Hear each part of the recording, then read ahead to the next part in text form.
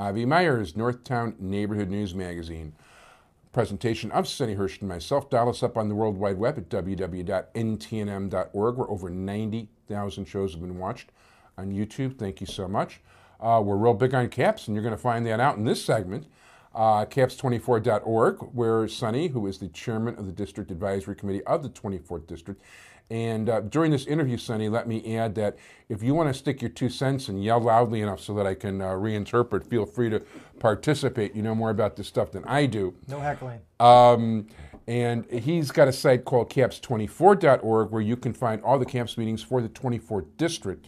The 24th District being Rogers Park and West Rogers Park. There's little slivers of other things, but not significant.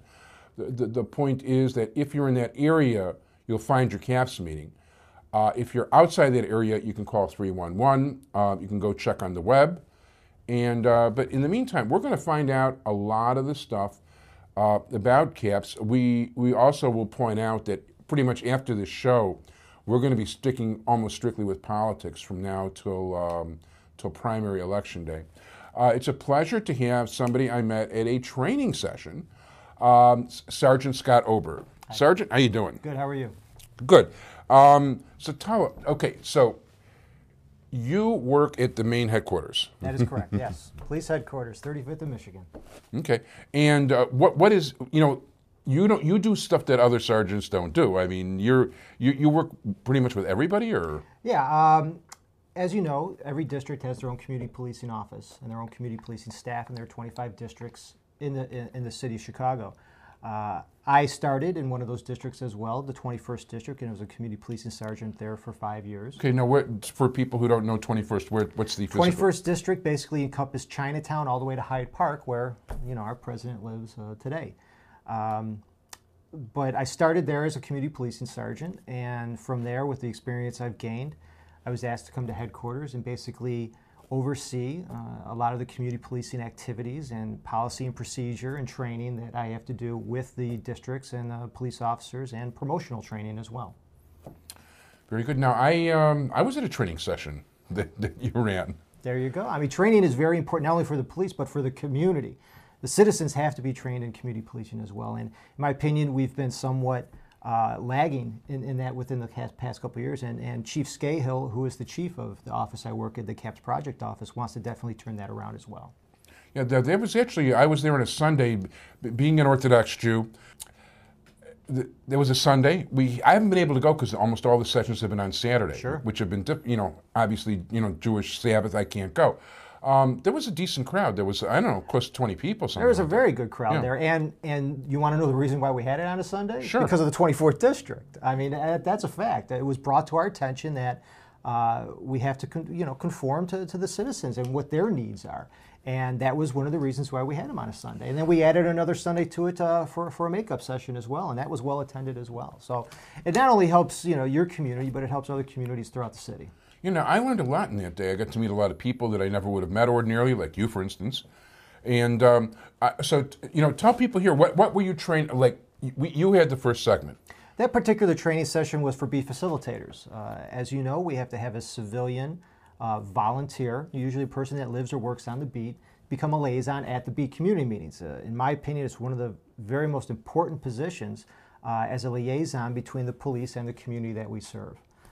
They can be very helpful at beat meetings, and depending on the facilitator and depending on the meeting, depending on the community, I've been in meetings where the facilitator runs the meeting, runs the agenda, assists with the police, and it works very well. But that also depends on the community, and a lot of that training that we did that day was entailed to that. Yeah, I've been at it for a while. I was basically told asked in 1994 if I could handle it for a couple months till they found somebody else.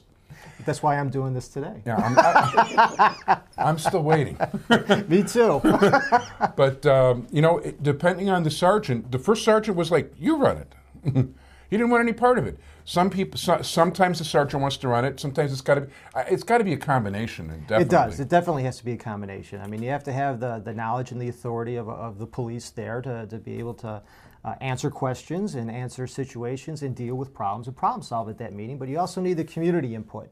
I've been at several meetings where where you may have some rabble rousers come to the meeting. Oh yes. They may not like the police. They may have their own agenda. And to be honest, I've seen it where a facilitator, a civilian member, will handle that situation even better than the police. Because when you do that with that type of group or that type of entity with the police, it may stir them up even more. When you have a civilian, volunteer community member try to do it, and they get then in turn backing from the rest of the residents in the meeting, it can quell a situation pretty well. Yeah, I think it also makes the people from the neighborhood feel more at ease if there's one of them there. Absolutely, absolutely. And plus, I think it gives them empowerment as well, which is what we need in these communities. We need the community members to feel empowered to be able to take over certain situations. Yeah, I think it definitely makes a difference. Yeah, I know with one beat facilitator, I'm the beat facilitator, I'm sorry. What I did was with one sergeant, I actually went up to him before a meeting and after 3 meetings where I couldn't even get hello and goodbye in without like having to interrupt. Would it be okay if I talked a little bit during the meeting? There has to be that partnership, obviously. There has to be that partnership. And sometimes it works, sometimes it doesn't, but you have to find that happy medium because the facilitator position, in my opinion, is not going anywhere. It's a needed and vital part of the community policing process. Yeah, I think it's, I've been there a while, and actually I'm very fortunate because I've had really like 5 different people, who've stayed like, for a while. A couple of them in particular, I like to, from my standpoint too, I gotta feel like I gotta break in a new sergeant sometimes. Absolutely, absolutely. And by the way, 2 of them actually rose to lieutenant, which I'm Lieutenant Don Holman, who works in Area 3, who's a great guy. Yeah. And Lieutenant Rob Kalani, who actually works not that far, he actually works in your old district, I think. He works right around Chinatown in White Sox Park. Oh, that's good, that's good. So, but both great guys, and I'm going to get in trouble, so I'm not going to say that. But there's other kinds of training and stuff you get involved in also. Absolutely. I mean, I handle a lot of the promotional training within the department as well when it comes to community policing. So if officers make detective, they make sergeant, lieutenant, captain, commander, I do all the community policing training for that as well. A lot of it is in a classroom setting, but then additionally it's one-on-one as well, particularly if somebody is appointed by a commander to be the community policing sergeant or the B team sergeant in a district. I'll sit down with those persons individually and I'll give them extensive training. Oh, so that's how you get to know all my community I know a lot of people, yeah. I know a lot of people that have been dealing with community policing for a long time. I mean, I've now pretty much dealing with community policing on a full-time basis as part of my job for almost the last 10 years. Wow. So to be honest, I'm probably one of the ones in the department that's been dealing with it on a consistent basis for the longest amount of time. That's pretty cool. That I like. Let me ask you, somebody was foolish enough to nominate me for the Citizens Police Academy. Excellent, excellent. Well, Citizens Police Academy is one of those training opportunities as well that our office is sponsoring and handling at the training academy. Am I going to run into you? Or? No, actually there is other members from my office are handling that right now. I do a lot of the organizing and implementation of it. As far as the training goes, it's actually other department members from other units, other bureaus that come and do the training themselves. The academy obviously is a huge portion of that. They assist us with the maintenance of that and the implementation of it as well. But it's basically a strategy to get citizens more involved, to know their police department, know what their units are, and have some expectations of what they should be receiving from us as well. So what am I going to be learning? Well, you're going to be learning, I think in the first session is usually the CAPS portion, which you're probably already a pro on, but a lot of the citizens that come to it are really familiar with the community policing program as well. We want to try to branch out, not with just citizens that are working with us, but to get more people into the fold, per se, of community policing and get them to work. You also are going to see parts of the Bureau of Investigative Services, which is basically the detective division. You'll see some of our new units like the Mobile Strike Force and what they're used for. You'll actually see a narcotics session. I know there's role-playing involved as well. You might be able to see or assist in doing an actual facilitation of a search warrant. You can do traffic stops at the training academy as well. So there's a lot of stuff entailed to get a police side of what we may have to go through. So you may get a better understanding of that as well. I know one time I actually got a ride in the back of a police car that actually wasn't arranged because I broke the law. I don't know. I'll look into that, though, when I get back to the office. Okay. Actually, my record is clean and foolish people. So, okay, I've been trying to ask Sonny for the last 2 weeks. He's been so busy, it's not even funny. But I was just curious because I got nominated. I actually got up I got nominated to it. In the first section, I couldn't attend because of I was going to be out of town. But actually, this is starting October 27th, which will already have started when we're on the air. Yeah, well, we've got a lot of great responses from it as well. The citizens are very happy, very appreciative of what we're showing them and what sometimes it means to be a police officer and dealing with the community in that aspect. Yeah, how many people are going to be in each class? Well, we try to keep the classes manageable so everybody can participate. Yeah. There's usually 20 to 30 per class. Okay. Just curious, and I'm kind of looking forward to that. That's good. Well, yeah, I think you'll get a good feeling from it, and it's a good activity. After 15 years of missing every single training session and every single orientation and all the rest of it because they're always on Saturday, all of a sudden I'm going to get 2 in 1 year. So that this is what we're definitely trying to do. Like I said, it's Chief Scahill's goal to get more training not only for police but for the community members. And we're even starting to initiate trying to do workshops at different areas as well. So we're looking into that. We actually sent out surveys to facilitators. You may or may not have gotten one of those from the district, but it's asking them what they want to see, what we have available. As a matter of fact, I filled that out at the district advisory committee meeting. And that's where they passed it out. Yeah, because we just don't want to start doling stuff out that you may not be interested or want to hear. And every area has different problems. Every district has a different problem, so they may want to see something different. So we want to take that input from the community and use it, and then give you what you want to see. Yeah.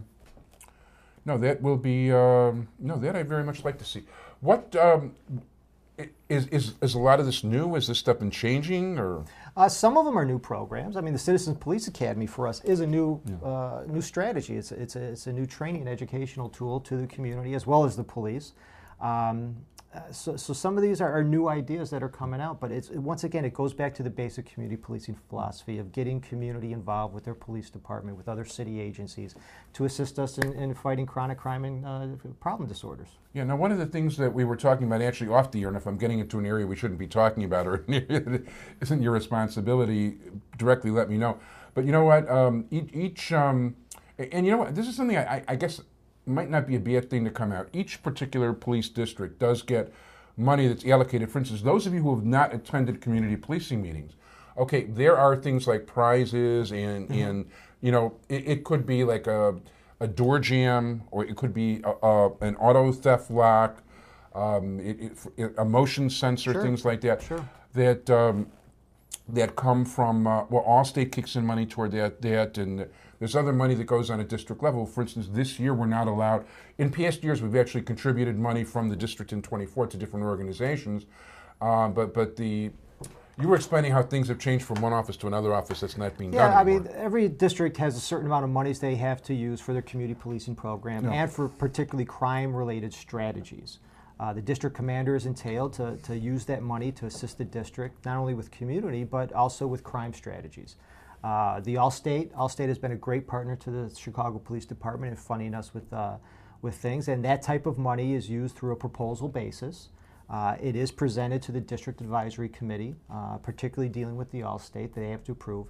And in my opinion, those type of things for the Allstate are, like you said, the auto club, motion sensors, anything that you can actually supply to a person to assist them in chronic crime and disorder problems. But it can't just be a single entity or a single person or a single group. It has to be put across the board. So you hand those out at beat meetings, you hand them out at CAPS-related events, particularly if you have a specific problem you're starting to target or you want to remedy in that for instance, by us it was robberies, so we were trying to do things that would be specifically to robberies. For example, like I said, when I was in the 21st District in Hyde Park, we were having a tremendous robbery problem. It was very unfortunate, and what we had to do was, obviously make arrests, do the contacts of citizens, do street stops, the typical law enforcement stuff that we do every day. But we also have to look, particularly with community policing, on the prevention level. We have to inform the community of what's going on, and we do that frequently at the beat meetings. But another role that we use personal alarm devices. You'll see them at Radio Shack, Walgreens, wherever you may get them, and you press a button, and this huge squeal comes out of it. Oh, this I don't know about. Huge squeal, and it's a prevention effort. And what we did is we purchased 500 of those, and we started to distribute them in places where they were having robberies to citizens in the area. And it was pretty successful. And in turn, with not only with arrests, but community prevention and community efforts, those robberies went away. Now, are you also involved with the speakers and things? Because this year, for instance, we've had a lot of Sergeant Delgado, who's who is our B team sergeant in the 24th district, has really been big on getting speakers for various yeah, speakers, actually the Preventive Programs Division is a part of our CAPS project office. They do report to Chief Scahill, and they go out and have the responsibility, depending on the topic or depending on the speaker that you need to talk at your beat meeting, a community group, a community event, a CAPS event, whatever it may be, a school even, they will come out and speak concerning crime prevention. Now, well, first of all, we get them at the beat meetings. Some people say we can't show up at the beat meetings. For instance, in my case, they're the fourth Wednesday. They have to work or go to school that day. Can a community group request a speaker directly from? Absolutely. A community group can either go through their district to request that, or they can contact Preventive Programs themselves. That number could probably be received from 311. So 311, and 311 pretty much is a good city number to get through to just about anything citywide. What programs haven't I asked you about yet? Well, there's plenty. I mean, the community policing office is tasked with a large amount of responsibilities. Even with the staffing they have, I think they do a tremendous job.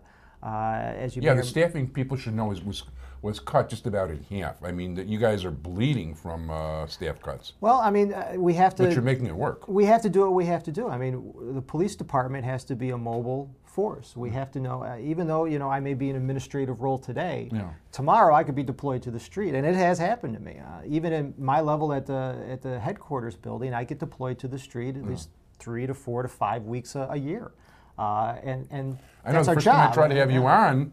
Right. When we originally scheduled this, I was deployed to Finger High School, where unfortunately that tragic incident occurred, and the week after I was deployed to that area.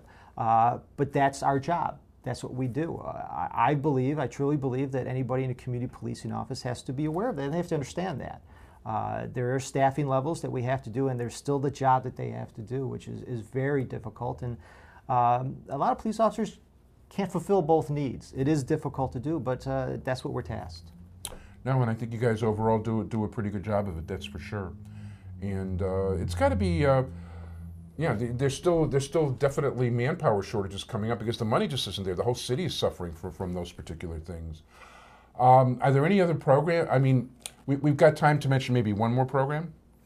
Well, I would urge people. Obviously, the Beat community meeting is something that community members should attend to. I would also urge that there are subcommittees in every district with the DAC that they should participate in. 5 mandatory subcommittees that they have to have are senior citizens, domestic violence, court advocacy, youth, and faith-based. If you fit the scheme of any of those or are interested in those, I would urge you to please apply to work in those subcommittees. They're very important, and other districts have other subcommittees based on district need as well. They are not limited to those, so there are districts that have other avenues that you can participate and volunteer in as well. Oh, that sounds great. I want to thank you very much, Sergeant Scott Oberg. Thank you. Thank you so much for being here today. If people would like to contact you, they contact me at the CAPS Project office. The phone number is there is 312-745-5907. I get contacted frequently, even through 311 as well, and I direct people to their district that can give them the most assistance to their purpose or problem. I want to thank you so much for educating us and educating me and Sonny, you've been educating for a long time. And I want to thank Sonny very much. And thanks so much for being here, everybody. Bye-bye.